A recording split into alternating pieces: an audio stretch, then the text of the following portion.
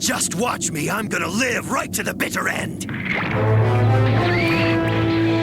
Sex! I'll live the hard life of a warrior. Zack, stop it! Till we meet again, hero.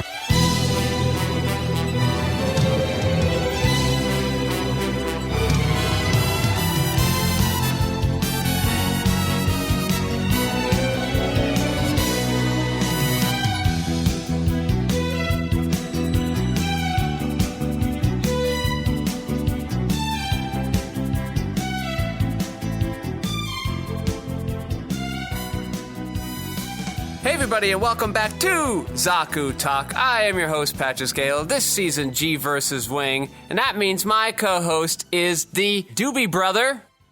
I don't listen to the Doobie Brothers, so I'm not going to do a bit for you. Bob Skerry.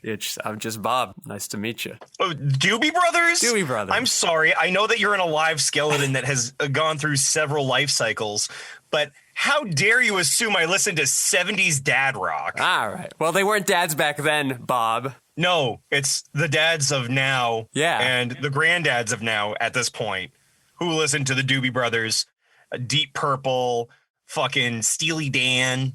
I can't wait till our music becomes dad music and the kids are like, what do you listen to that old stuff for? Why are you listening to Linkin Park, Dad? And of course, on the audio boards is Lev Van Rensselaer reminding me to remind you that you can email us at zakutalkcast@gmail.com. Have any new recipes? Let us know. Bob and I sometimes get tired of the same old, same old. Mm-hmm. Very special episode this week, the final episode of both of these series, episode 49, G versus Wing. But before we conclude all of that, Bob, how's your week been going? The week has been going all right. I've had to buzz my wife back and forth through some minor health things. Nothing crazy. She's fine. I have been working with people on the season finales of the series that I've been on for the streams over on Milady Cyto, MILADYCYTO on Twitch. So if you want to see me play a dragonborn that has studied the blade or some kind of revolutionary paladin, you can certainly find me there where you can listen to my voice because, you know, the whole voice acting thing. That's basically what my week has been. Nothing too crazy. What about you, Skeyhill? Over here, still plugging away at my weird animated thing I'm shooting that has now been pushed back about a month and a half. Mm-hmm. Locked up an Unreal Engine artist today to build us some assets for when we put those on the LED wall. This weekend, going to look at some... Now that we've been pushed back, this opens up the possibility of shooting live in some sunflower fields. So they'll be in bloom here in Southern California. Not the most options. Oddly, in Northern California, in the Sacramento area, it's where like 90% of the world's sunflower seeds come from. It's just miles of sunflower fields. Would have been great to be able to go up there, but it's like a 6.5-hour drive. No way we'd be allowed to do that. Too far away from the production zone. All right, Bob. One final episode summary for G Gundam. Why don't you take it away on Mobile Fighter G Gundam? Mobile Fighter G Gundam, episode 49.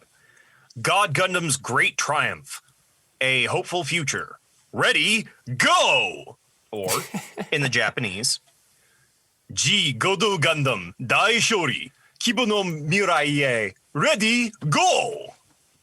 Thanks to the Devil Gundam's self-recovery, the Grand Master Gundam is resurrected, and the Shuffle Alliance struggle to defeat it. The Devil Gundam colony begins extending towards Earth, taking over most of it. Almost taking complete control, it is defeated when Domon admits his love for Rain. This allows Rain to break free of the Devil Gundam's control, and together they perform the Erupting God Finger Sekiha Love Love Tenkyoken technique, destroying the Devil God. I will fight you, cut you, and make sure there is an open heart shape in your chest if you don't let me get through the rest of this. Okay, sorry. The Erupting God Finger Sekiha Love Love Tenkyoken technique, destroying the Devil Gundam for good. With the Earth now saved, Domon and Rain return to the planet with their friends to begin a new life together. Okay, I remember all of that. Yeah. Why don't you tell me what I remember about what was it? Mobile. New mobile report. New mobile report. Gundam Wing. The final victor, or in Japanese, Saigo no Shorisha. Saigo no Shorisha. Got close. Yeah, close. Go on. All right, so one of those is final and one of those is victor? It literally just translates to final victor. The added the there just makes it feel a little more titular instead of just final victor. Well, in this episode, Hiro and Zex begin their final duel, while Duo sets off to deliver the Gundam engineers to Peace Million, where they will rewire its engine so that it destroys itself before it and the Libra can crash down on Earth. Completing their objective kills them, along with Cans, in the ensuing explosion. Lady Un announces her surrender of the world nation to the moderate colony leaders in the wake of Treize's death. The colonies agree with her proposal that the war must end. Hiro and Zex continue their fight despite that it no longer has any meaning. But as the peace of the Libra continues to descend onto the Earth, Zex seemingly sacrifices himself to destroy Libra. Hiro uses the Wing Zero's Buster Rifle to destroy the remaining fragment of the station that has entered the atmosphere. Following the end of the war on Christmas Day, Earth and the colonies unite together to form the Earth Sphere Unified Nation.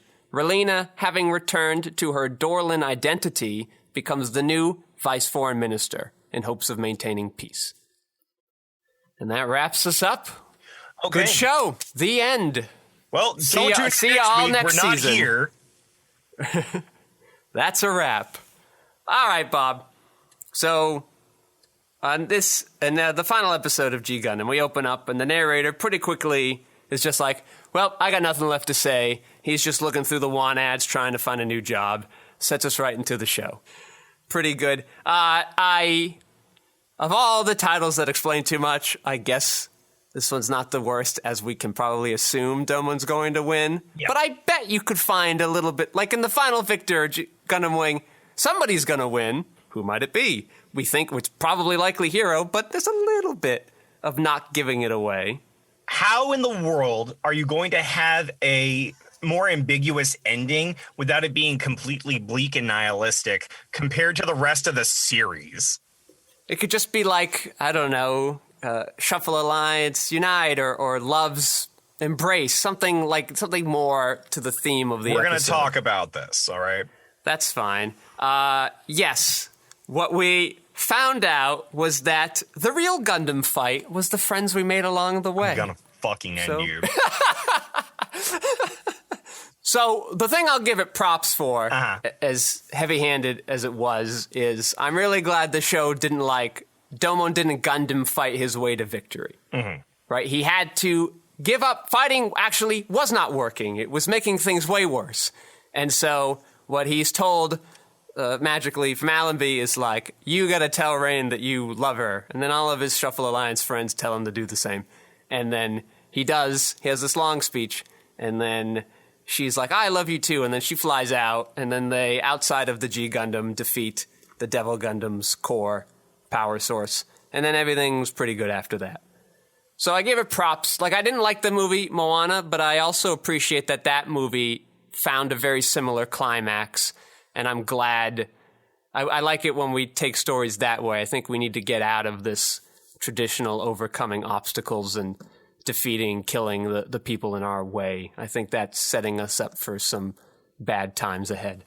Yeah, and we'll touch on that, especially as we talk about the final lines of the show. But I want to restructure the way that you depicted it, if only for the sake of showing the dichotomy of our perspectives on the greater franchise or our views on storytelling, right? Okay. So yes, we open up and we see exactly where we left off. Domon is dashing forward to try and find Rain and save her, while everybody's trying to fight the Devil Gundam colony from within. As Domon struggles, he is only made to be more incapacitated. he is put into a place where he cannot fight. And this gives us a sense of what's to come. Because by the time he is able to be released, after we do our whole like first act, let's just show off all the other shit we want to show off this episode. And then we get to the actual meat of the story. Domo finds that he can't harm this living embodiment of the Devil Gundam within the Devil Gundam colony because it physically harms the new power unit, Rain. It's flesh. It's not just metal. And it hurts her. So if he does not want to harm her, he cannot fight it. That leaves only the ability to connect emotionally. And as he says during the course of his long speech, he acknowledges that he's a clumsy man who has trouble sharing his emotions. The fact that he is going into a very prone and oh God, I'm losing the word for it. My mouth is trying to say sensitive, and it's not sensitive. It's when someone is exposing themselves, right? They're exposing themselves to rejection and harm. His ability to go through and explain everything, not just be like, I love you, just get out of the thing. That's the easy way out.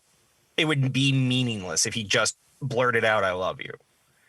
He takes it step by step to let her know this is incredibly difficult for a man who has fought his way against both the mechanical nature of this fight as well as the supernatural monster that is the Devil Gundam, to have her by his side, that he has no ill will towards her, even though she feels this residual guilt of her father's sins. It is through all this that she is able to reject the powers of the Devil Gundam, be forcibly ejected from the body, and then be able to use this truest form of not only the King of Hearts power, but the antithesis of all the other ways that we've used the energy system throughout the series. It is not hate. It is not sadness. It is not raw fury.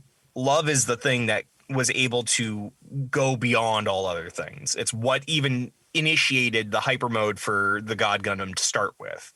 That all said, I know that the whole fairy moment thing was weird for Allenby, much like the Mandala attack. I'm assuming you were going to bring that up at some point. Even like I poked a little fun at the Allenby. I don't really have. Those are all fine for what the show has set up so far. Well, yeah, because anime at this point is very much into throwing in these non sequitur visuals that are just meant to elicit an emotion. Something that I know you appreciate in your animated storytelling. Yeah, and she and Domo already have this kind of connection anyway, and he obviously has it with the Shuffle Alliance. So a little cheesy, but it's a cheesy show, so fine. Well, and so I was going to see about saving this for the way we go, but I'm going to broach a little bit of it right now.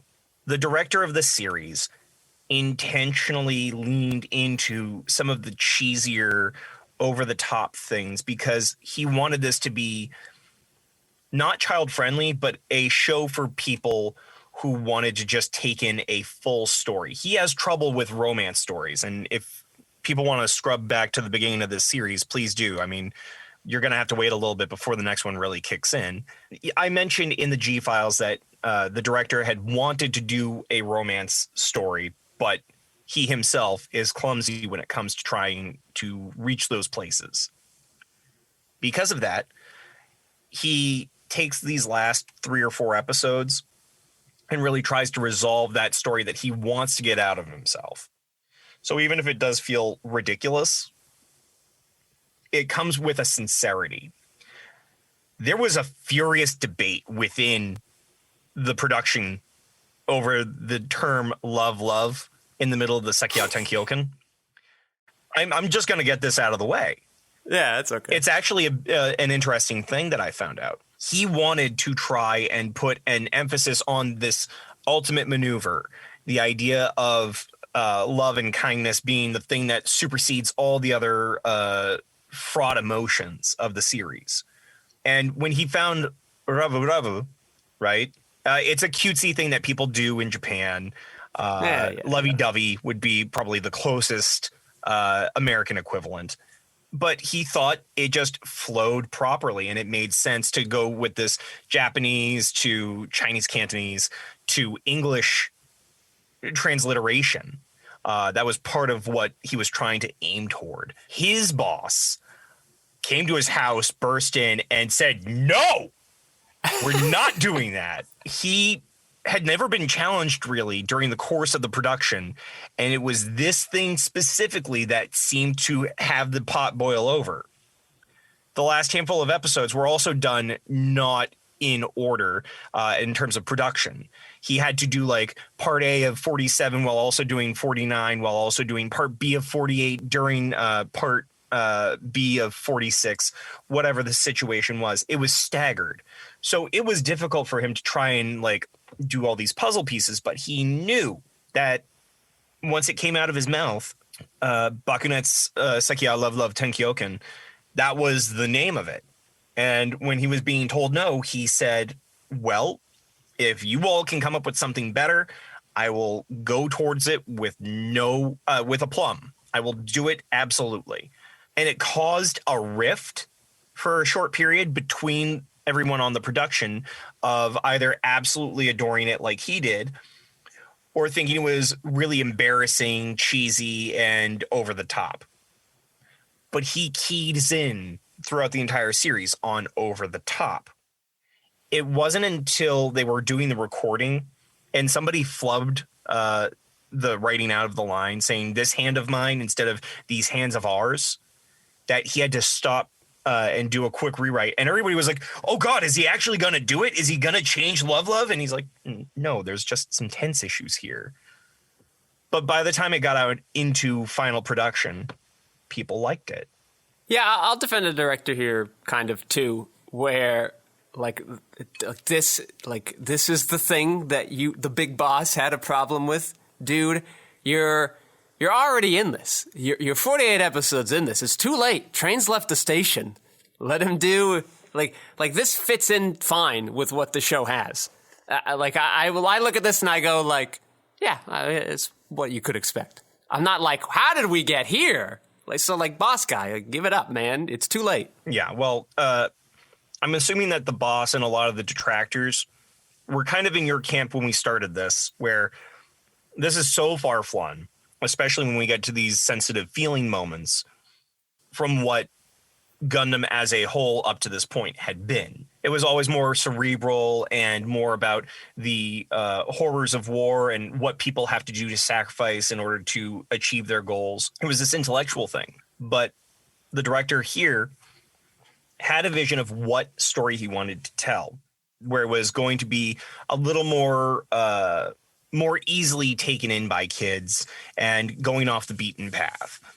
So we already knew that. But very specifically, he says something to the effect of, as a creator and director, I feel my strongest when being put against challenges. That is when my abilities are at their peak. Something to that effect. I'm paraphrasing. Do you, as a director and storyteller, feel like that rings true with you? Yeah, it depends. I think some directors, they like what they're like, I'm the horror guy. I'm just going to do horror, cash my checks, go home, maybe try to find a new way to do something. But some directors get lazy. Some directors, when you get started off, you kind of have to have your label. And so it's easy to pick, I'm the musical guy, I'm the Western guy. You pick your genre, and then they can kind of find a project for you somewhere in there.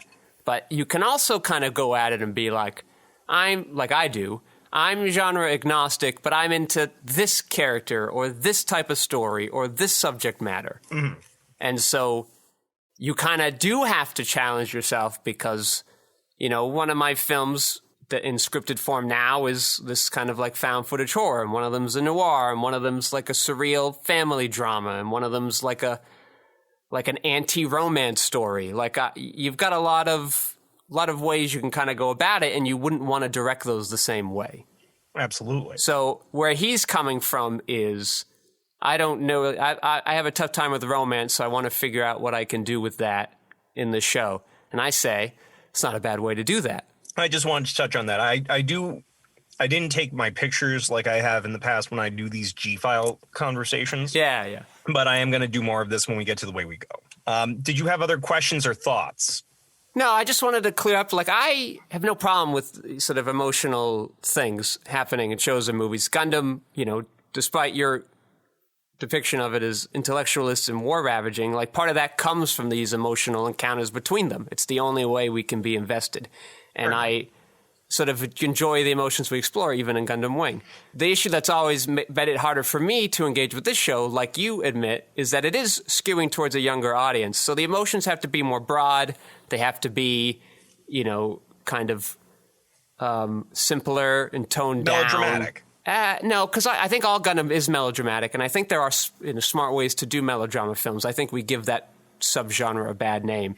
It's just like we have to be able to speak to the 10-year-olds here. And so we can't kind of go into like a lot of the contradictions and complexities and things that come along with loving another person, or finding bonding with other people on a platonic level, or dealing with the rage inside of us. They usually don't have the context to kind of explore those things. They have to kind of learn these things as they go. 20 years ago, I might be like on board, and then you kind of get older and you say, that gave me the baseline, and now these other things let me build on that. And that's fine. That's no problem. I will say that between this and the end of Gundam Wing, it's the difference to me of having, if G Gundam is just a nice family cookout, like a Dixie plate covered in just whatever, but it's simple, enjoyable food that everybody can take in. Gundam Wing, comparatively, is like a mid-scale restaurant. I'm not saying that it's the super high end. You have to pay $50 a plate and it's like a little bit of food, but it's not diner trash. There's complexity. There is thought being placed into each of the portions that are being presented to you. He's going to sound weird coming from me. You might be giving it a little too much credit. Like, I think, we run into a corner here where like, it's just like, boom, we got peace. And like all of the complex stuff about what it takes to get peace, sort of they have to like sweep under the rug because they're like, well, we need an ending and it needs to be happy. So I'm like, there you go. And so this is sort of where there are some moments in here I kind of roll my eyes. I'm going to save my thoughts on your ending for when we get to Wing. But while we're still in G. Yes. I think G, for what G's trying to do, I think G's ending works really well. I think it's a good, nice little bow to put on it. Gives you, sort of checks all the boxes a show like this would need to do. All of these minor characters get to kind of have their little moments in the sky, but you really just focus on Domon and Rain, this relationship that begins the whole show. And in fact, hearing what the director wanted to do with Domon in this romance story, I almost wish he leaned into it a little harder. Or like we had more moments of Domon's emotional difficulties with like everybody. Yeah. Like that, I would have liked to spend more time on that than kind of focusing on have your Gundam fights in there. You need those, but I would like some more storylines of like, I don't know, like Domon doesn't know what to do with Allenby's like strong emotional attachment with him, or he doesn't know how to handle himself. Would you say like Hero Yui Light might have been a little better for him?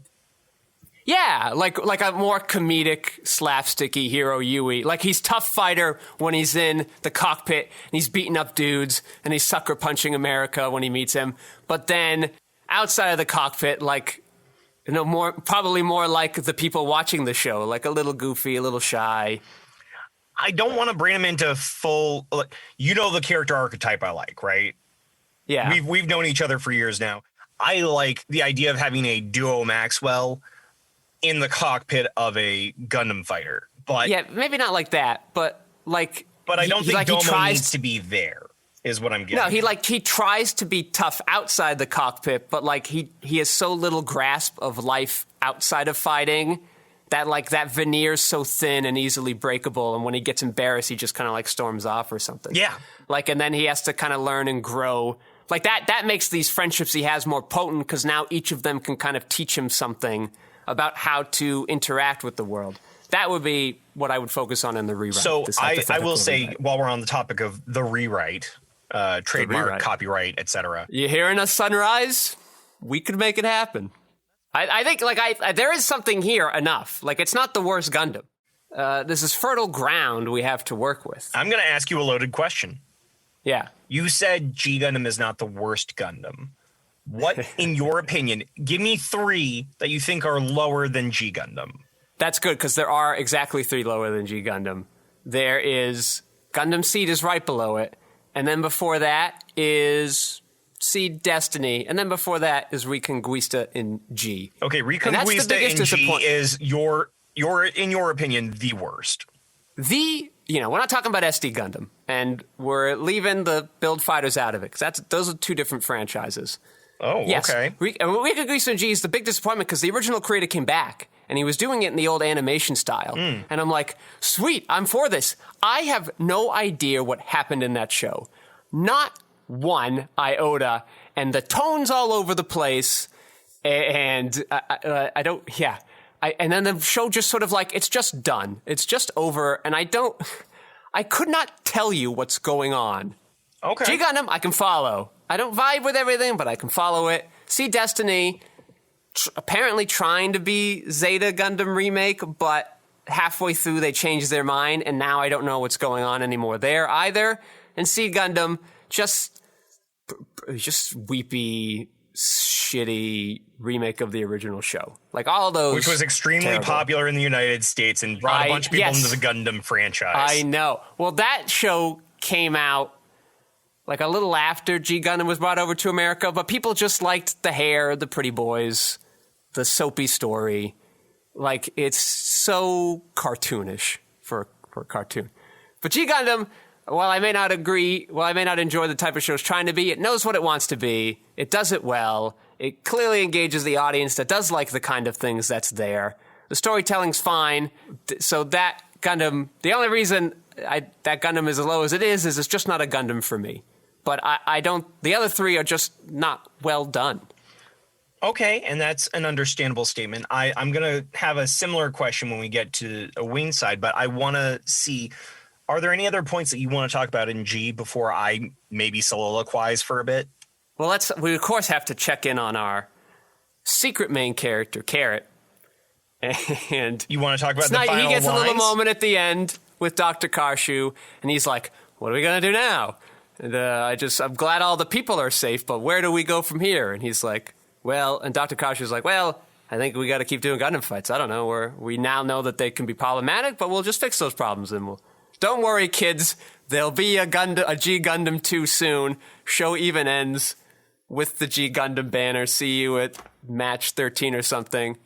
Sadly, annoyingly, the Gundam F91 movie ends that same way, where they're like, we'll see you for the sequel, and no sequel came. And that's why we get Crossbone Vanguard Gundam manga. So Carrot, pretty great guy there. There's we talked about the heart attack for a little bit. He's the king of hearts, so fine. Are you going to bring up the actual king of hearts coming out? Yeah, there's that. He looks like the Burger King. But there's a really annoying moment in Advent Children where, Cloud, it's at the end of the movie, Cloud might have died in his battle, but Aerith is like, hey, go be alive again. And he's like, all right, fine. He has to bring up a pool of water to kind of clear the people of the geostigma. In the palm of his hands, the water forms into a little heart, and I'm just like, oh my God. So we could have used with some subtlety there. And then lastly, I guess there's just a big skeleton now over Neo Japan, and it's just hanging out, and everybody's like, cool. Tourist attraction. And then going back on our video game, comparison to these last few episodes, I like the idea of thinking that the fight menu right at the end is like fight, magic, item, and then I love you. Like that, all great options to pick in your battle menu. Yeah, as far as what you're saying with the final lines, that was intended by the director. He wanted the series to end with 2 normal characters, 2 people that were not involved directly with the Gundam fight. I know that you were trying to just paraphrase and get it through, but the way in which Kashu mentions this feels very much like something that might have been said in Wing had G Gundam been in Wing's universe. Humans as a race are inclined to fight. And while this is problematic, we can take that and try to make it better. Yeah. That is important because the fact that this guy who may be prime minister in the future, Carrot, has shown that he's not a complete idiot douchebag. He's kind of, but not completely. He's come a long way. He's come a bit of a way. But I appreciate that they have this moment where they have to actively ask themselves, does it make sense to continue doing this? And the implication is, well, it's either this or we go back to wars. I'm going to use this as a loose segue to the ultimate weapons of each nation. The Statue of Liberty cannon, that was initially meant to be in episode 3 of Giant Robo. It was cut content for what they were going to do in the episode. And the director had always wanted to find a way to use it. But if you don't find it a good enough place soon enough, it just rots and goes bad. He didn't want that to happen. So when he was starting to come up with this idea of, well, everybody probably has a weapon for in case somebody decides to go rogue and try to attack them, they have something. For America, it was the Statue of Liberty cannon. So it's just a cute little tongue-in-cheek thing for the uber fans of Giant Robo. There was also the Sphinx Gundam, which was just the ultimate weapon of Neo-Egypt's colony. Yeah, it would have been very powerful if you had used that instead of whichever Gundam they had down on Earth. But that's their defense weapon. That is their like big nuclear option, effectively. And I guess there was a possibility of Neo Spain, where the Matador Gundam looks like a giant bullhead, right? Yeah. We never see it in the show, but the director had wanted there to be a giant bull body on Neo Spain's colony that the Matador Gundam would just connect to, and they would have a giant bull Gundam. Okay. So like just little things like that I can appreciate. And they did explain away a thing. Okay. Because the entire core of Neo Holland is the Windmill Gundam, they're all the same unit. So that's why they were able to keep bringing those units back down to Earth during the fights, because they had a surplus of a unmodified same version. Mm-hmm. Compared to all the different versions of the Mermaid Gundam prototypes that came out. I guess Neo, I think it was Norway or something. Yeah, something like that. They had not been able to use those as alternate replacements because all those different forms was their research to try and find what the best version of an amphibious Gundam would be for them. So that's why you see like these shrimp ones, these crab ones, these octopi. They eventually decided that the tuna shape would be the best option to be the Mermaid Gundam of all those different forms. There was something else of relative import here. Oh, Major Ulube. Yes. There was the revelation that is like very underwhelming. It does not come across to us when it comes out. Ulube is not his last name. It's his first name. Oh, okay. I think they state that his last name in this is Ishikawa or something to that effect. A very general last name. No pun intended here. But the idea, I guess, was that after they'd already called him Major Ulube so many times, it seemed weird to the director to have that be his last name. He thought that because his favorite character in The Next Generation, the dub for them, their last name was Ishikawa, or whatever the last name in question is. He said that this was going to be the last name. One of the other people that he did the production with was like, no. So his response was, okay, it's either Ulube Ishikawa and we just deal with him going by his first name because he's respected or whatever. He has a bunch of different answers for it.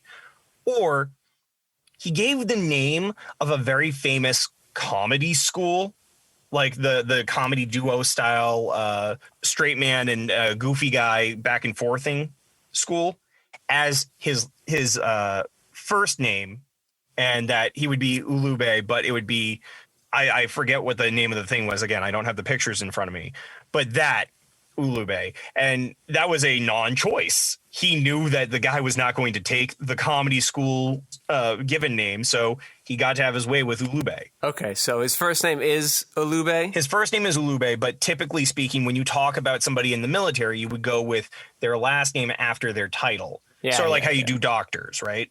Yep. So it's not that he's supposed to be Mr. John. He's supposed to be Mr. Wayne. You know what I mean? Yeah. But because so many people would refer to him by his full name, they eventually just were like, okay, this is too long to say as a full thing. We're just going to shorten it down. And Ulube is shorter and more flowy than Ishikawa. Major Ishikawa, Major Ulube. Ulube is just blah. He also has given the suggested answer of, well, there might have just been too many Ishikawas in the military at that time. So to make it easier, it's like when you have too many guys named John and you just call them by their last names. But then you have all these guys named last name Smith, even though they're not related. So you have to go, hey, J. Smith. Yeah, I would be disappointed if the big bad guy of your show was named like Bill. Yeah. Right? Oh no, it's Bill. How could you betray us? Yeah, Major Williams. Yeah. So it sounds like they took a good tactic. Yeah, I think it was a decent choice. But these are just the fun little things. And yeah, I always do feel something. I might not get like teary, but I do feel like this nice clenching of the chest and then a nice release as this episode finishes after culminating the rest of the series. People have often called these last episodes after Master Asia's demise G Gundam 2 because he had initially wanted to end it with the death of Master Asia, where that last episode where they have like the stamp at the end. He wanted that to be the ending, but there were enough things that were unresolved, and it was so much of a downer that they had to put those extra 4 episodes in. And so on the production staff, they would call it G Gundam 2. Okay. Mm-hmm. That's why it seems a little disjointed, and why even Stalker is like, this story doesn't end. Yeah. Gotcha. We got some more. Yeah. So for those of you at home who might have been watching this and been like, wow, this is great. Wait, why does the tone seem to shift? And why does Ulube seem even more Snidely Whiplash than he did before? You know, they had to resolve that whole Major Ulube was going to try and do awful things. And what's the case with Rain and Domo in here? Fuck it. Let's just figure it out in 4 episodes. Let's go. Yeah, but now we can massage it in knowing where we want to end up from the beginning. Exactly. Makes the remake even better. And I guess, again, this transliteration thing, and this is my last note before we get into Wing. So the whole lead in through the reciting of the tenets of the school of the Undefeated of the East. Yep. So that all came from Chinese at first, that was then translated over to Japanese, and then Tenkyoken, Tempa Kyoran, the way that they end each of those. That was something that was in the mind of the director when doing that. Even though if it was directly transliterated, it should be a completely different series of phonic sounds.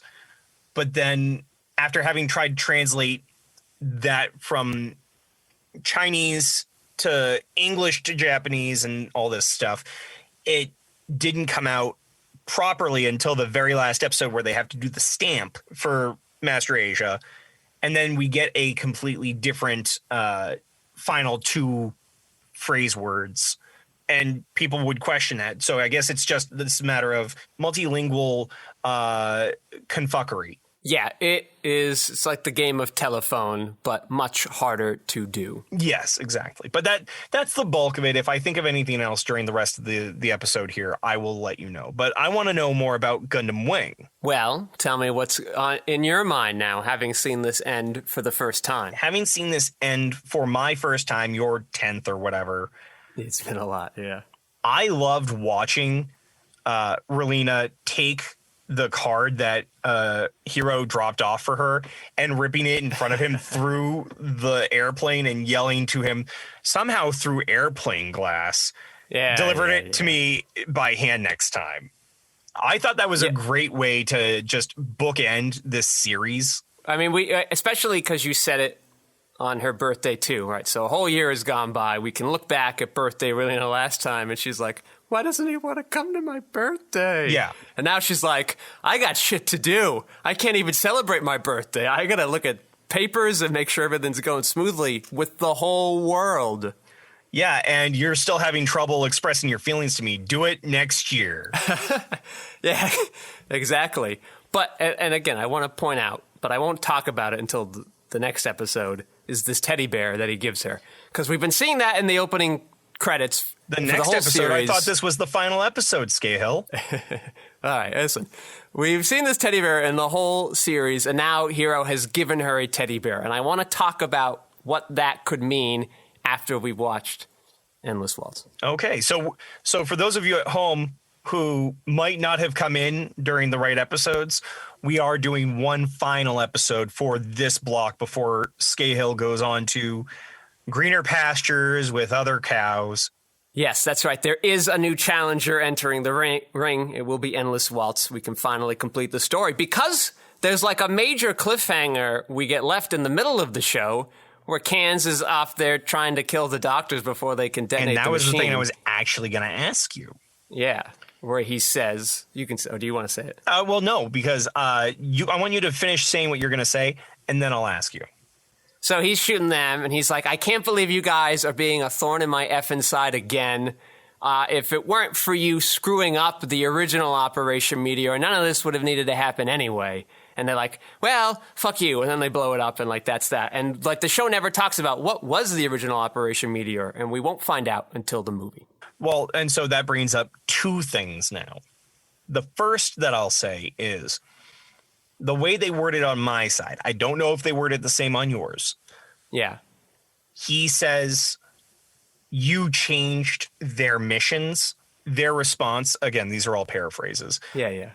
We care about the people and those pilots. They're more important than the mission. So they admit something to the effect of actually caring about the people and not just the mission. So it's not their mission that he says. He just says like the main mission. But, you know, that's a little semantic there. What they say specifically about the second part is, well, I guess we just rate humanity a little higher than you do. And like, that's how they go out. Sure. And that's fair. But this brings up the second thing. The way in which Kens is talking about Hiroyui, again, I apologize to you. I'm too genre savvy for my own good at some places. Yeah. And feel free to put in a jaunty tune, perhaps The Entertainer, if this is me getting into spoiler territory.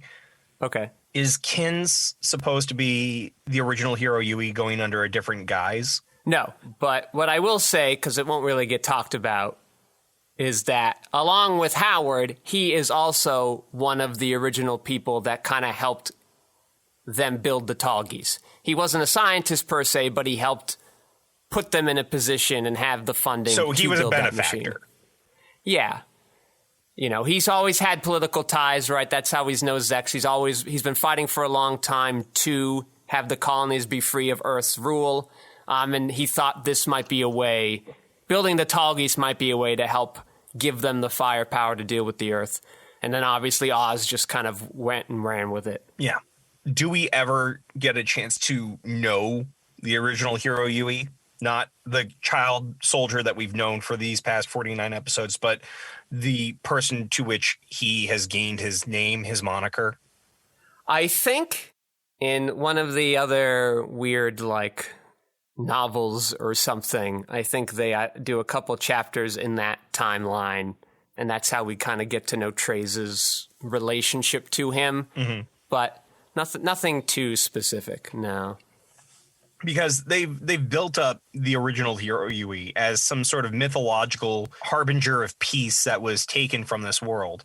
And so it seems Like from a reality perspective, it's not that big a deal. From a storytelling perspective, it seems like we've created this myth that will never be realized, and it's almost anticlimactic because of that.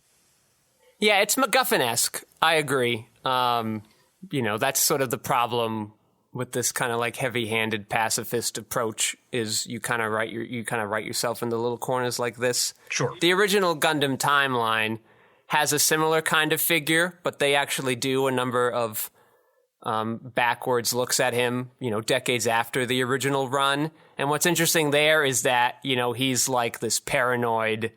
You might even look at him like if he were around in real time, you would never think this guy would be a god. But because of the political things that happened after his assassination, like it became convenient for certain parties to kind of build him up.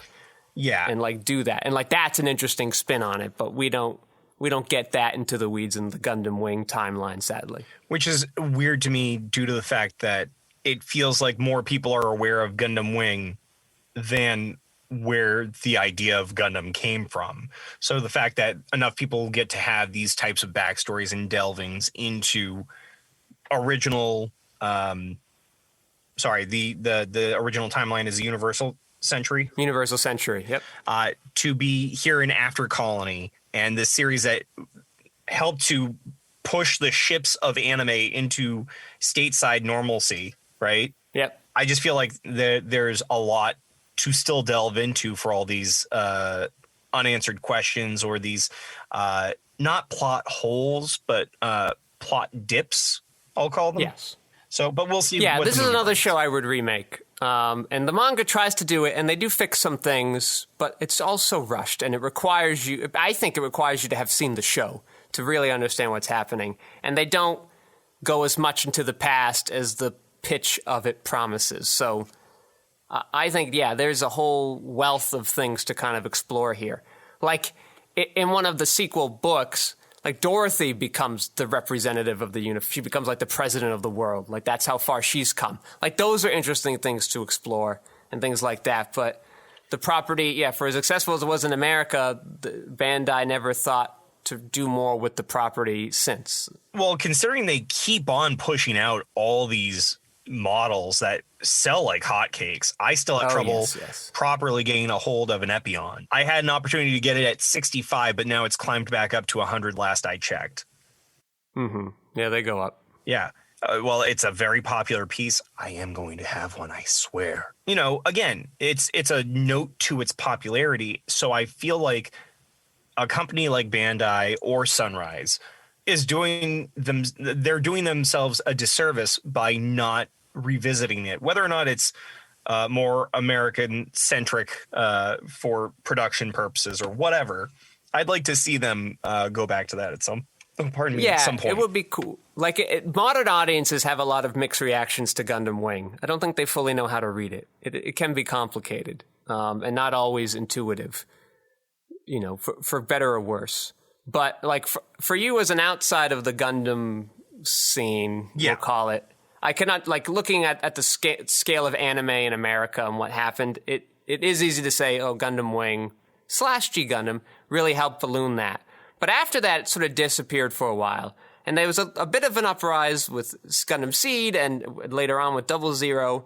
But it wasn't really until they kind of went back to the Universal Century that now it's like everywhere. Like with Unicorn and Narrative, and now all the new Hathaway's Flash that's about to come out. Like this is around that era, and the Gundam Origin, like those OVAs, Thunderbolt, all these UC properties. Like now, I go to Barnes and Nobles, there are models. I go to Spencer's Gifts, there are models. I've gone to Walmart and Target, they have models. Mm-hmm. Like it's gotten big again, but pretty much all the voices say Universal Century is the best because it has all that history to it. Because it's Japanese, more than any of the other shows, it's Japanese Star Wars. And we know that formula plays really well around the world. So that's why they're kind of going into that. And, it's harder to kind of go back. But like now they've got this Build Divers division. They're doing another property with Iron-Blooded Orphans, and that's its own kind of thing. Mm-hmm. They're doing this UC Next 100 project where we get to fill in the gaps between Narrative and then F91 and then Victory and then afterwards. So like that's kind of exciting to finally get to know how we got to those shows and then what happens afterwards. Like if there's a time to be a Gundam fan, now is the time. They're ready to kind of put it all out there for us. Yeah, well, I wouldn't be surprised based on everything you said if they aren't following a very similar model to different properties like Yu-Gi-Oh! I hate saying it, but they've done this thing now where it's very easy for them to sell merchandise around prior series and just have it be part of this like dimensional jumping between these things. You create video games where it's like, oh, hey, we're all here. It's kind of like the Muso games that you've shown me before. Yeah, those Dynasty Warrior games. Yeah, like those are fun. And I think Build Fighters fixes a lot of this marketing problem for them because now, you know, you can have characters with a retooled, colored, shifted thing of the God Gundam, of Gundam Wing, of Wing Gundam. And like now you can bring these back into the cultural minds of your newer audiences without having to go back and either redo those shows or re-release them somehow. Though a lot of their older shows, they just put up on their YouTube channel and they're like, hey, watch it all. It's free. So like every 6 months, like, I don't know, they sub out shows for, I think 2018, you could watch all of Gundam Wing there. And then partway through that, it was the original Gundam. And then partway through that, they took off Gundam Wing, but then they put up another Victory Gundam or something. Yeah. But they are kind of good about letting people get hooked on their older content. But Gundam Build Fighters is just been a brilliant marketing tool for them to justify more models, but also get people... Like, the final episode of the first one is just everybody realizing how much they love building Gundam. They deal with the main bad guy very quickly, and then it's just like a celebration of how cool it is to build Gundam. It's ridiculous. Well, considering how big a deal the competitive building scene is, especially with kit bashing, it's wild. I looked into it briefly when I was going hard into model building, and I think that might be another reason why you see these at your Walmart, your Target out that way. I would not be inclined to say that here on the East Coast we have it that wealthily, and I'm going to blame that on the fact that you're on the West Coast, so you have an easier time getting it in. But I'm not surprised because as the pandemic hit, it was a lot easier for people to be like, I have no idea what to do. I've always meant to build a Gundam. Let's get some Gundam kits. Let's use some Stimmy money and just get 5 Gundam kits and hope for the best. Yeah, Shinji, friend of the show, has used his quarantine to make maybe 110 Gundam models. They're mostly high grade or real grade, but he has sent me photos, and like his house is basically only Gundam model. Because his girlfriend's been doing some too. So between them, there might be like 180 Gundam models of high grade, real grade, a couple master grades, and a bunch of the SD models. Because that's the one women seem to like the most. Well, because they're cute. They're cute. I have one hiding on my shelves behind me right now. Okay. It's the one that transforms from a knight into a dragon. Yes. That one, I think, is from Build Fighters. Yeah, whatever. Listen, but that's fine. Whatever gets more people into Gundam, I'm all for. So if you need more shows like G Gundam to get that crowd, fine. If you need more of the SD shows to get that crowd in, great. Or the Build Fighters brings in a whole new crowd too, fine. Whatever can help them justify making other mainline Gundam shows, I'm all for. Were there other points of... so there are other points of Wing that I want to talk about, but I also want to make sure... Yeah. You can cut this if you need to. What's your timeline looking like? Yeah, let's just go. We're in it. All right, cool. So yeah, I wonder about Dorothy. You brought her up a bit ago. Yep. We just kind of leave her weeping over her helmet and, you know, seeing that she's being ushered on by Troa and Katra to get out of there before the place blows the fuck up. Are we going to get answers about Dorothy when we get to Waltz? I think... Probably not. Here's what I was able to take away this time. Because this line was sort of always kind of like, what could this mean? Where Catra's like, save Dorothy, don't worry about me. And they're both like, well, you know what? She's actually stronger than you are, Catra, so let me get you out of there. And so then we flash forward, and now she's at the grave, and she's like, I'm not coming back again. I think it's time for me to move on. And like that's what her arc really is right? She was so caught up and all these tragedies that happened to her in her past and needing war to justify a lot of what happened to her and make sense of the world. That, like, that's where she lived. She couldn't let that go. And that moment she tells us it's time to move on and live in the present and kind of enjoy the things that Trey's did about this world, because now I don't have to see only the horrible things. And she sort of does that on her own off screen, which I think is what they're trying to do with that line, she's stronger than we are. Right? She's just on her own, figuring that out and being like, nope, it's time to fucking go. Enough crying, enough shedding tears over my father and everybody else. Or Trey's, it's time to pick up where they left off. And so it's kind of like, you know, where the other ones kind of needed each other and the teamwork and stuff, she's just like, gotta go. And I think that, I'm still thinking on it. This is a new thought I've had on this run through, but that's kind of where I'm landing at the moment. Because in the remake, I do feel like there is something to be said of really playing up more of this almost yandere style character. A tsundere is a person who seems to repel a person or a few people because they don't know how to properly show that they care. They're looking for the chase. A yandere is an individual who loves someone so much that they will go on the verge, if not completely into a murder spree, and possibly even murder themselves if they cannot have their love. I feel like this is not a one-to-one here, but I feel like you could do something like that with Dorothy to show how she has had to come to grips with things by using war as her cane to walk through it all. In doing so, I think in modern storytelling, it would show that she has left some human sensibilities behind in order to fully envelop herself in this war mindset. Yeah, I think that would be fun to explore. And then I will also note that the sense that I got from Catra during, again, this is my first time going through, my first time watching this finale. The sense that I kept getting from Catra here was that he felt like he was going to die anyway. And rather than be a hindrance to others, he was trying to, in his mind, be kind. Yes. Go and let me die the warrior that I wish I could have been. Oh, okay, Troa actually cares about me. Great. Okay, this is cool. Oh, but I'm not going to get out of here in time. Don't worry about me while I'm in my Gundam. Oh, the Magonac Corps is here with me? Cool. Okay, I can stay up a little longer. Oh, this is going to fall soon. Don't worry about me. I'm going to stay here and fight a little longer. We're with you till the end. You guys really care about me. Okay, I'll go with you. He keeps trying to allow himself to die from this wound where he's been stabbed in the stomach. A very painful way to die if he did get actively stabbed in the stomach and not just through the organs. Mm-hmm.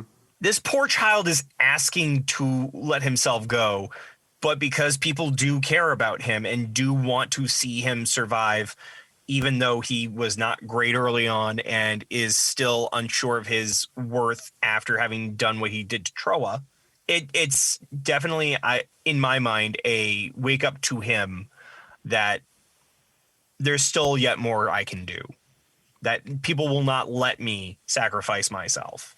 I think the second half of that might be a little too much reading into it, but I didn't look at it with that lens, so I might rewatch that one soon and see if I see that too now that you bring it up. I mean, I would say definitely just if you were to do it, go even just a little further back to the end of the penultimate episode as he's going through the fight, and then see if that pulls you through. I like both those episodes. I like that 48 episodes, so yeah, it sounds good. Duo, other than being the carrier pigeon of the five professors, doesn't really get a whole lot, even though we get a really cool shot of the Death Scythe Hell in some fire in the middle of this thing. It's really just a lot of mugging on not even Duo's part, but on the Gundam of which he pilots. Yes. Duo is a character I would find more to do in our hypothetical remake. Mm-hmm. Troa kind of really just there to help wrap up Catra. He's sort of like, I'm here. And even less than Troa, I feel like Wufei just kind of comes in to stop a thing, and then that's it. Yeah, Wufei, they finished up him in the show, and they don't want to get in the way of what will happen in the movie. So like he has the most to do in the movie in a way. So, it's fine that they just are there. And for a long time, Trowa felt like Duo, like he wasn't doing much. But I think what he says to Dorothy is actually critical. Mm. Like, I think he and Catra have to team up on Dorothy to get her to change her ways and to win that battle. Don't look that up, gang. The internet is not kind about wording there. What? What did I say? That Trowa and Catra had to team up on Dorothy. Yeah, what's wrong with that? Oh, sweet summer child. This is okay. I'm going to remind people again. Zaku Talk cast at gmail.com. Please, if you feel this sweet summer child has missed a thing, comment him, harass him with it. Let him know that you hear this and we'll be good. Well, I guess I look forward to those emails, maybe. Okay. But, let's see. So I'm trying to make sure I touch on all these. I appreciate the kindness and a surface level of cruelty almost, or maybe it's just under the surface. Relina refusing to shoot Lady Une. I think that's important. Well, go on, but finish. Yeah, no. I think it's important because this is an opportunity for Une to feel like she can be with her love, and she feels this depression and lack of selfhood after having come back from her coma situation and having to resolve these two mentalities that she had. She's definitely in a state of, I won't say suffering so much as loss. Offers to Relina, I'm the one who killed your dad, so here, you can take me. Relina does the right thing in saying, no, we're never going to stop war and revenge if we don't stop seeking it. And says that as she gently pushes the gun back towards Lady Une. That is a kindness. But if I were in her shoes, it may not be in the text, I might be inferring this. There is a nice, dull pain underneath that says, I will not give you what you're asking. You're asking for a release from this to be with your appearing to be dead beau, because I don't know that they had ever done anything more closely than boss secretary stuff. With that implication out of the way, she has no way of being with this man that she loves, and she won't get it from somebody else. She would have to do a dishonorable, childish thing in taking her own life, and that's something that Treize would never allow for her.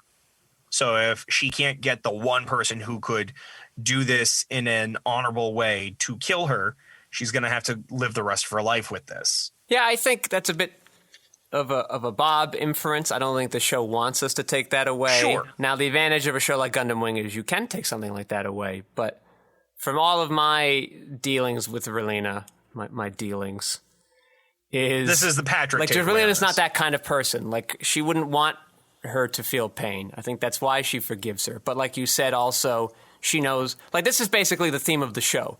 Like, there's no point in doing that because that's just going to create other problems down the road.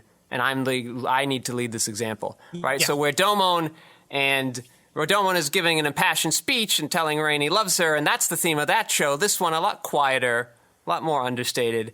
And Une's like, listen, what they want, for anyone who's still on the fence about how to feel about Lady Une, I think the show wants us to know, like, okay, the last really bad thing that she did, now she finally gets to atone for it.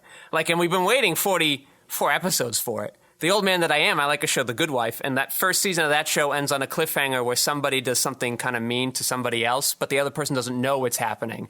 And then right near the end of the show, this thing that people have been waiting to see finished off for 7 years now, that finally comes to bear, and it's like gigantic. And this is sort of a similar thing. It's not obviously a big combustion, but like it's this long hanging, dangling thread line. We need Lady Une to finish this, to finish what she needs to do. And so that's why she's willing to do that. So we can be like, okay, Lady Une, you have changed. You're good in my book. Though I think the motivation for doing it, like you said, Bob, is right. Like, well, there's no point in me being alive anymore because of, this. And what we'll see from her in the movie is like finding that new purpose. Sure. Yeah, I'm just trying to make sure I hit every note. Obviously, with Noin's last phrase at the gravesite, my expectation is if we don't have a proper Zex show up in Waltz, we'll have someone trying to take on the mantle of Zex, even if it isn't. Oh God, why am I forgetting his given name? Miliardo. Yeah. Yeah.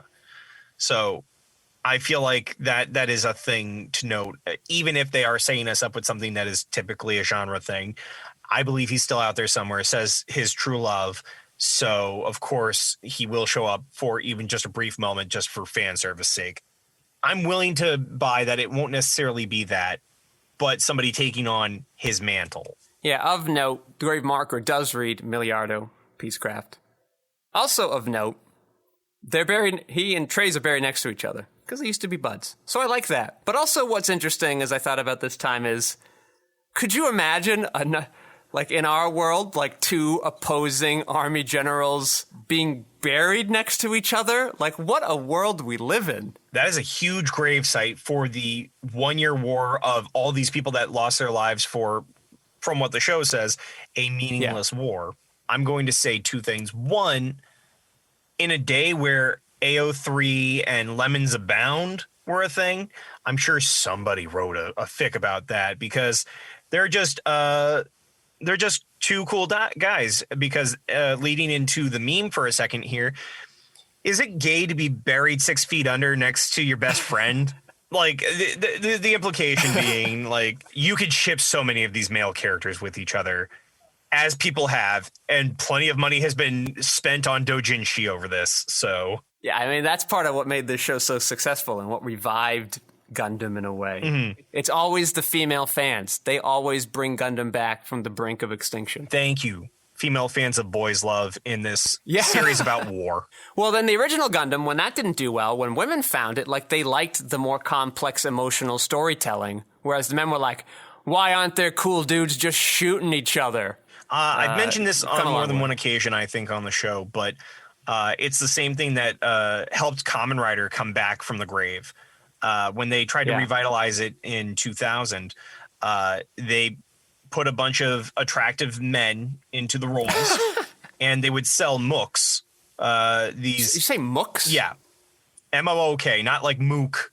I thought you were saying books. But mook. They were these books that had model book, done by these actors in various stagings, while somewhat resembling their characters in the show.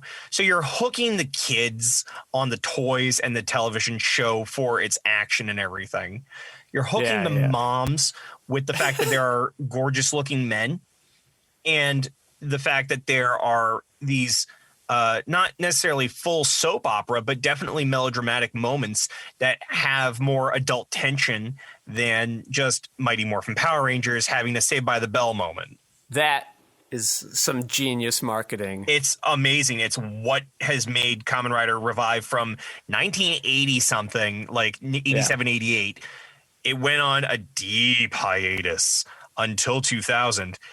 And it skyrocketed. It only climbed from 2000 forward. If you want to sell things, know that you have different demographics and find a way to make those demographics all be happy in different ways. All right, very good. Anything else that I didn't touch on with Wing before we go the way we go special edition? Yeah, we talked a little bit about Hero and the scene at the end with Relina. So he's a little growth there. But I think the other important thing to note for the completion of his arc is, right, we've been seeing him all show long, kind of like looking to die, ready for that moment to happen, not thinking that there's a world beyond there. And his last line of the show is, I will survive. Yes. And I think that is, like, I think that's an easy thing to overlook or be like, what? But, like, clearly extremely important that we now see Hero, like, he's ready to live. Zex has convinced him that there's a world out there ready for him because he's so pure and blah, blah, blah. And it even calls back to something in the manga where volumes and volumes ago, near the midpoint, Zex or Treize is like, I don't think I can pilot the Epion, but I think that boy can. I think he's the only one who can because he's the one who turns the crank of history. And I think that has to do with that purity that Zex refers to at the end of the show. So, Patrick, I want to make sure we've seen Hiro Yui fight until he has to find a way to ascend beyond his former self to eventually survive. Is that right? No one's gonna get this, Bob. No, but I'm setting it up years in advance, so when we're ready to talk to people, I actually have an animation group I want us to talk about after we go off air. Okay, that's fine. Yes, so huge moment there. Happy to see Hiro get there. For a while, I mean, even me for a while, I thought, well, why suddenly now he wants to live? This feels a little cheaty. But like that Zex thing at the end as he's about to detonate that super important thing for Hiro to kind of get it and to kind of wake up. Yeah. And Hiro even has this great line before that where Zex is like, why don't you kill me? And he's like, well, Relina would be sad. Yeah. And so I don't know if that, I mean, I think that part of that is definitely true, but I don't know if it's also like him trying to masculinely hide, like, I think you're important to the future, Zex. At this time in Japan, especially, they're still struggling with the toxic masculinity, and that's not to say that they aren't still, but it's very prevalent that you keep those things to yourself. Yeah. You know, so it could very well be, and I'm sure, again, Boys Love Dojinshi has probably pointed this out to this moment where he's trying to avoid saying a caring thing to this man that he respects. Okay, well then, yeah. Now we'll go on to a very special Way We Go. Like sand through the hourglass, this is the way that we go. Oh no, do we have the red screen behind us and we have to do the prelude to how you shouldn't eat chili dogs and touch people? No. No. Okay. No. I just thought for this last one, since it's our last look at both of these shows, that we would kind of just look back on both of them, what things they're both kind of doing together, what our personal attachments to these shows are, why we loved them so much growing up, things like that. Sure. Where this is the first time in several years that I've rewatched G Gundam, and the first time that I've ever watched Gundam Wing. I know that I love G Gundam for its ability to tap into these not incredibly deep, but definitely important emotional notes that I do feel people in our generation that were growing up needed to hear and to experience. And even if you had to hide it among goofy motifs and not quite sensical fighting, these moments where people have to actively connect with each other was very formative to me. It definitely was a series where I found what it is that I like in film and storytelling. Again, before I found Super Sentai, the impetus for why we even have Power Rangers, this series is part of what helped me to understand what it was that I stood for as a person. This concept of working as a team to be able to fight for a justice, a belief, to put oneself behind the needs of the many. So even though, just as an example, even though Domon was at first an incredibly selfish character, his eventual desire to allow people to have a kind of win while still holding to his goals. It was almost like, for those D&D nerds out there, a paladin, right?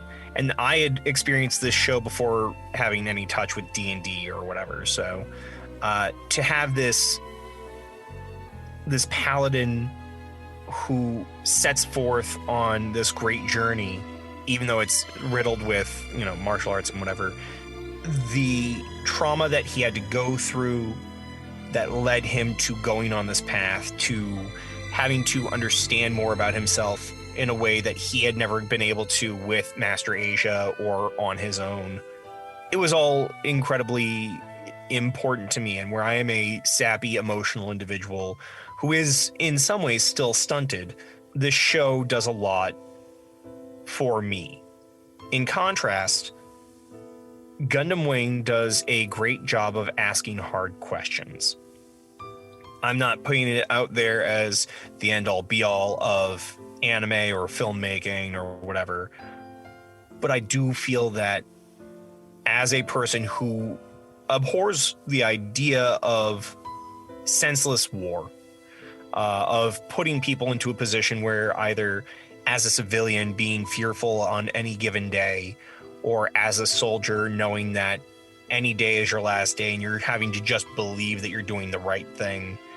Seeing all the different layers, all the gears that have to intertwine with each other in order to come to some conclusion, it does a better job to me and for me to help in understanding what it is people who have to go to war or who believe in it and have to be elsewhere in the world and put themselves on the line than anything I ever got from the Navy and Marine commercials that were blasting out loud in 2002 after the events of 9/11 that were just a way to get people to join without absolutely giving the whole story of what it is they were putting themselves on the line for. I felt lied to in my time growing up and having to really pay attention to what the military and what war was and is. I feel like it always felt unbecoming. And having now seen Wing, I understand that there are a multitude of different ways in which people see this, and oftentimes having to take gray roads or having to shift lanes in order to find their way to the truth that they hopefully will find in the end. I think both series, in the compare portion here, do a great job of trying to put you in the mood and headspace that they are aiming you toward. For Wing, while it's not all intellectual shenaniganery, it does put you in a more somber think space. Versus G Gundam, which is a much more feeling-oriented series that wants you to feel that burning fire in your hand and in your heart. In that way, they are very similar. They are bringing you to where they need you to be in a successful enough manner. And whether or not they stumble in certain places or are able to culminate in something that feels good, it feels complete, they do, in total, in sum, get you to where they want you to be as far as an experience. In contrast, I do feel that G Gundam is a show for me because I am a feeling person. I am a person who wants to revel in emotion, in idealism. So it resonates with me. But I understand whether or not I adhere to the conversation that is being played out in Wing. I understand that the person who is looking for a kind of complexity can find that here and feel like they are able to get a level of philosophy out of it that they could not get at that time, especially at the time of initial production, what they couldn't get from American television on the kids' side, let alone on the adult side. This is pre-Sopranos. This is pre a lot of insightful storytelling. And I feel like, while it does not resonate with me in the same way, it does do a good job of starting a conversation with those who are willing to share that story with you. Like you, Skeyhill. So I'm going to use that as my segue to you. We probably had a bit too tenuous of a reasoning for comparing these two shows for our first season. We had talked about them both popularizing Gundam in the West and to a degree anime as a whole in the West. And then they were both sort of made back-to-back and products of the 90s as well. But they really are very different shows for very different audiences, and though we could compare what each show is doing for its particular plot points and breaking into your acts and your reversals and things like that, overall, wasn't easy to do. So I'll talk more about what contrasts them And so what G Gundam's asset is, and why it was successful, I think, it was its very straightforwardness. What you see is what you get. What it wants to be, it is, and it is very hard. It goes very hard towards what it wants to be. It goes all in. And I think that bravado and fearlessness in that is great. Like, that makes it easy for the people who want that media to get it, have it be accessible, have it be memorable, and things like that. And where I think Gundam Wing was popular in its time, I think we actually look at it now with a very critical eye. And I think part of that is because it tried to be a little more nuanced. It tried to be very contradictory in what it was offering, because at times all those different points of view were right and wrong, so often at the same time. And because it wanted to sort of turn a lot of the tropes against us and play against our expectations and upend them, I think we come in expecting a thing and not getting it and being disappointed and tuning out, or being confused because we want to keep seeing what we want to see and put it on there. So I would strongly recommend, I wouldn't call it the greatest Gundam. There are a lot of flaws. I've talked about things I would change or fix up. I think it could be due for a more faithful remake than what 00 ended up being. And I think there's a lot still to mine here and talk about, even in a modern context. But Bob brought something up and talking about the strong emotional reaction he had to G Gundam and how that empowered him. And I feel like I'm getting the same from Gundam Wing. Like, I am sort of definitely a very thinky person, but the things that draw my attention, that help me go the way I go, are these emotional reactions. And then part of it is figuring out, why do I feel this way now? And usually that goes into, like, what's the film doing to make me feel this way? But then it goes, like, in the real world, how would I feel? Why would I feel this way? How can I either replicate it if it's something worth feeling, or mitigate it, or make it feel better if it's something that is less good to feel? And, like, because of that emotional engagement I've had, and because of all the characters offering something very different, it becomes an easier show to kind of go back, and sometimes I go and I focus on what's going on with Troa and I identify with Troa, and sometimes it's Hiro and Zex and Noin, who, looking back, I would do a little bit more with her at the end. I think she gets sort of a short end of the stick there too, for being such a great character early on. So I think that allows its replayability. And now I'm kind of very focused on, Wu Fei and Dorothy, and identifying with some of them to a degree. Like, having that show that can age with me, I think, is important. I think that's what that nuance allows in its emotional expressions and its intellectual pursuits, is it gets to grow with you. It gets to let you see a bunch of sides and grow your empathy that way. And as for Gundam overall, like, a lot of my attachment to it, and now I'm very attached to it, but a lot of it was happenstance.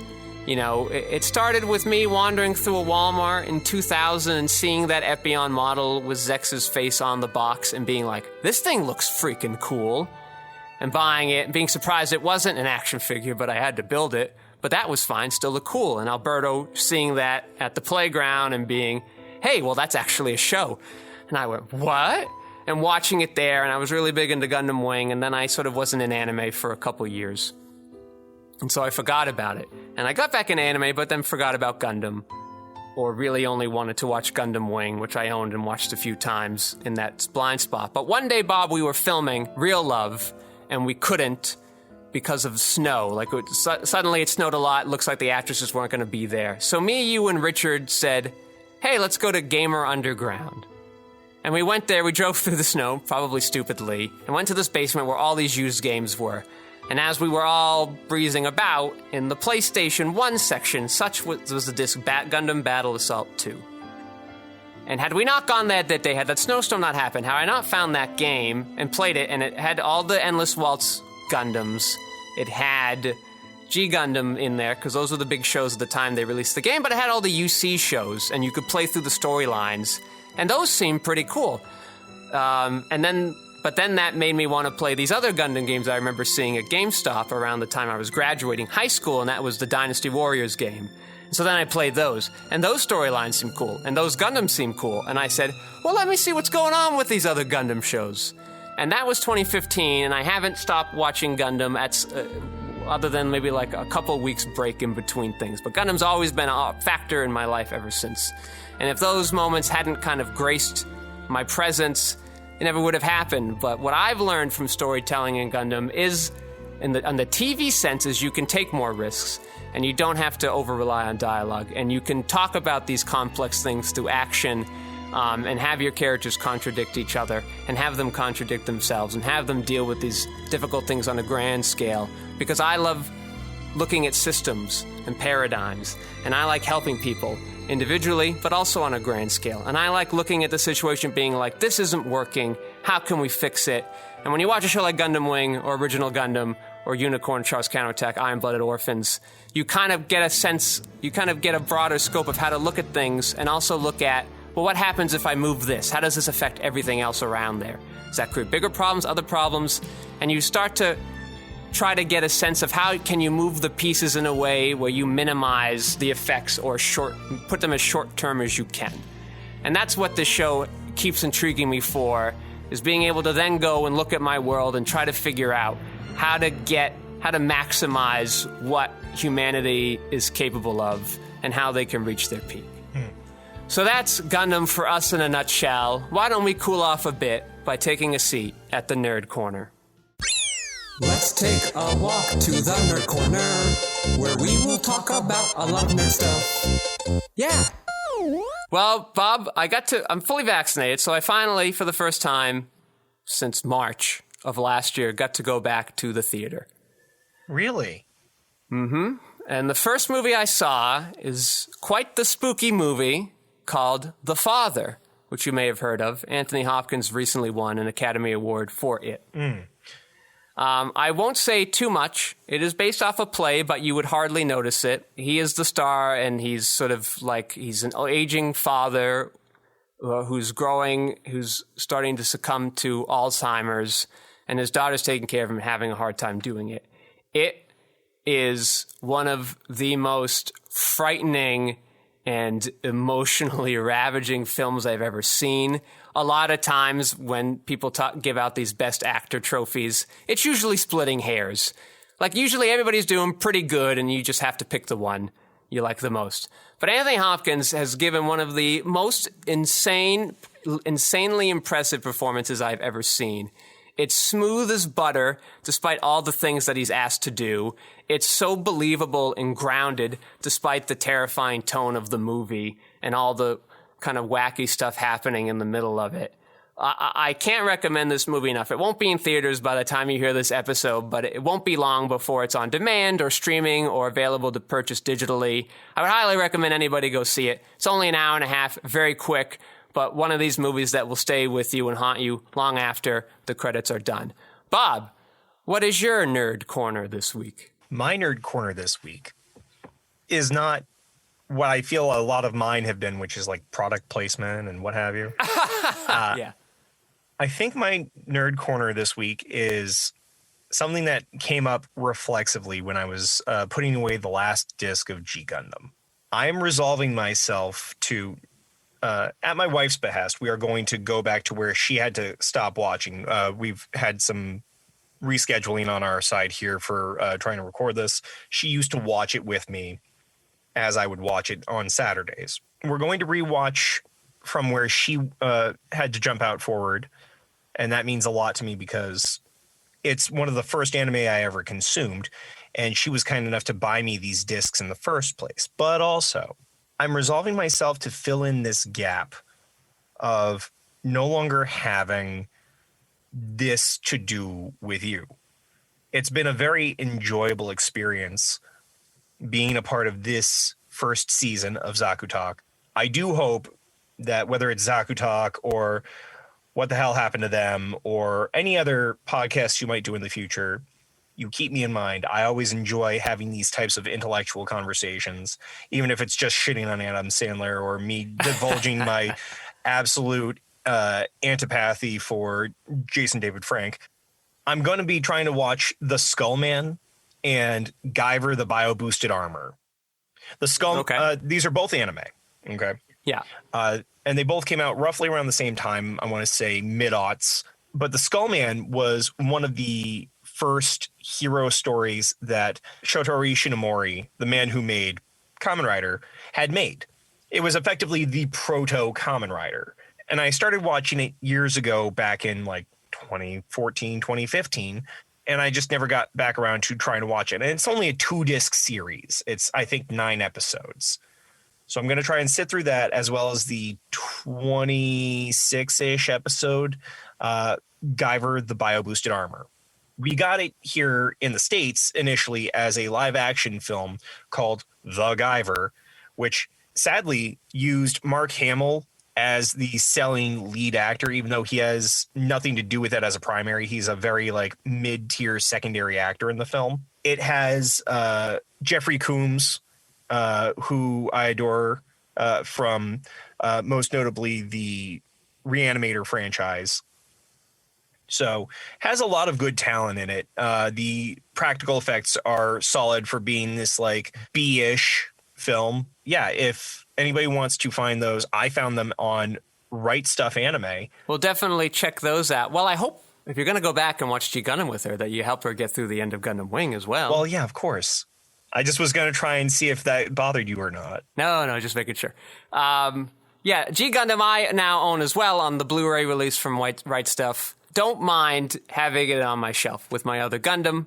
Probably won't watch it as much as the other ones, but it fits. It feels like it fits right in there. So no complaints about owning those for this. All right, well, I'd like to thank Lev Van Rensselaer for minding those audio boards. He's the audio maven that we are craving, helping us sound so slippery smooth. I'd, of course, like to thank my co-host this season, and we will have him back one more time, thank goodness, Bob Skerry. Bob, you got any plugs? Hey, hi, Worldwide Sentai. This is Bob Skerry VOA coming at you live from Zaku Talk HQ. You can find me on Twitch, Twitter, Instagram, and a slew of other places by my handle, Bob Skerry VOA. You can also go to bobskerryvoa.com to listen to my demos, because I'm, in fact, a voiceover artist. And I am your host, Patrick Scale. You can find my features, documentaries, short films, video essays, animation, behind-the-scenes footage, and so much more at QuixoticUnited.com. And now all of our podcasts and audio-related products are available on our sister station at Quixotic Harmonics.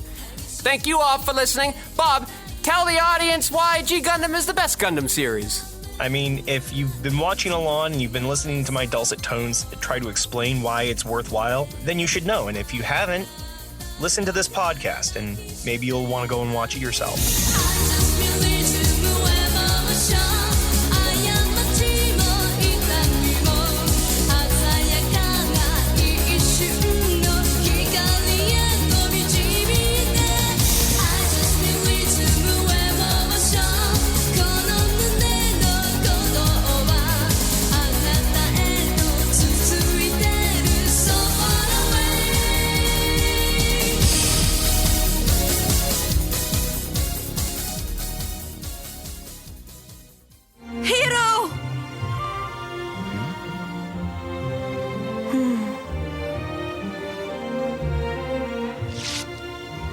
Next time, hand it to me in person.